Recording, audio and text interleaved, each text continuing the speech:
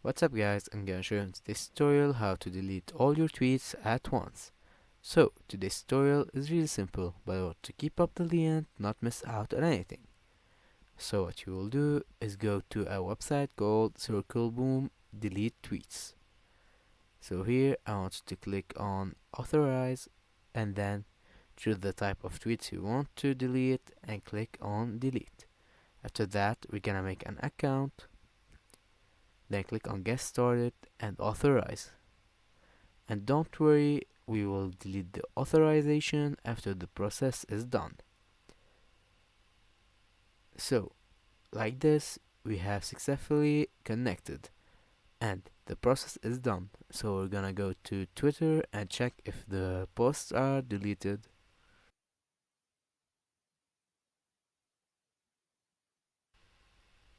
And just like that, you will see that my posts are gone.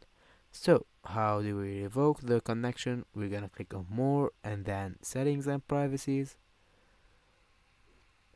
And after that, we're gonna click on Security, then Applications. Click on the applications, then click on Circle Boom. Click on Revoke, and that's it, guys.